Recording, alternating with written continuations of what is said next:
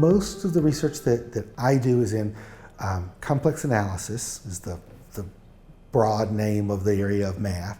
Specifically, I work on circle packings, which are a very cool, discretized, computable, and visualizable way of doing some of the classical results from complex analysis. So things that were known and proven maybe 50, 60, 100 years ago, we can see using the circles to demonstrate things for us with equations. So much less, algebra, move this to this side of the equation, move this to this side of the equation, and much more thinking and staring and looking out the window and thinking and realizing that my idea doesn't work, then trying it again, drawing little pictures and realizing, no, that doesn't work.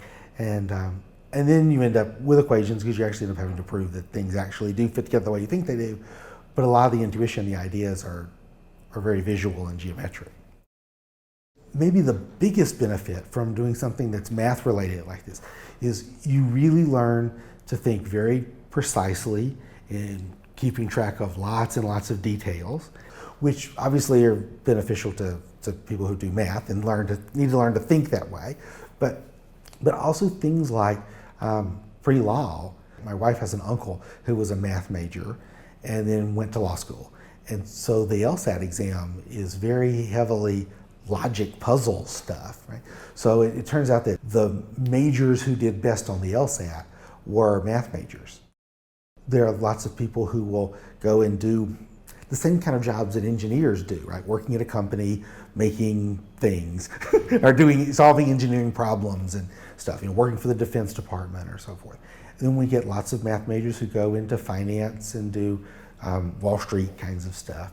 Math majors and mathematicians are often sought out by Silicon Valley kinds of people because of the problem solving skills that we learn. So several years ago I was at the joint math meetings, which are the big annual math conference for mathematicians. And there was a guy who actually had a PhD in math who was manning the booth from Facebook. And he said, well, I'm just here hanging out, talking to people. Lots of people who have a PhD in math want to go be math professors, but not everybody, and certainly not undergraduates, all want to go do that. And so we just want to hire smart people. And we don't know what problems we need you to solve because we haven't figured them out yet. We haven't invented the thing that we're going to need you to solve 3 years from now.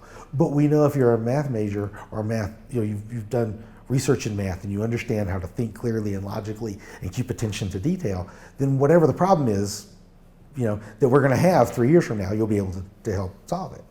And then past that, you have to be willing to work hard and realize that failure is a completely normal part of the process. And in fact, it's most of the process, right? So you try something and it doesn't work, and you try something and it doesn't work.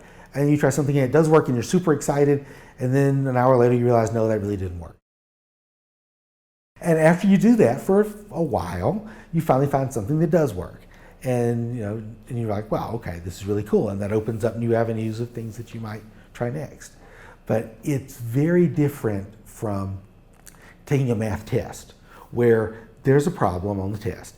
The teacher already knows the answer because it's just like all the ones you did in the homework. And we're just testing to see whether you can replicate the skill you were supposed to have learned. So you write out some scribble of some equations and you move this over here, you get an answer and circle it at the end. Right? The answer we get at the end is not a number that you can circle at the end or bubble in on your Scantron form. The answer is we've shown that something was true that we didn't know was true before. And the answer is a well-reasoned, well-written up explanation of why that's true.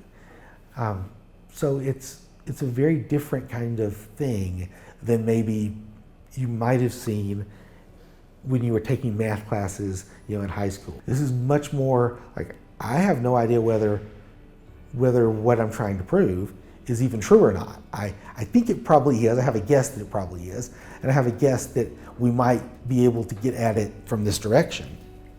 But that's my guess, right? And it may not work out that way. And that's okay. That can happen. And lots of times people who didn't like math, when it was just, let me learn how to do the steps the teacher showed me, were something like, wow, I can try to solve this problem however I want to, and Sure, and knock yourself out. And your crazy idea may be exactly the one that works. So yeah, you never really know where you're going to end up.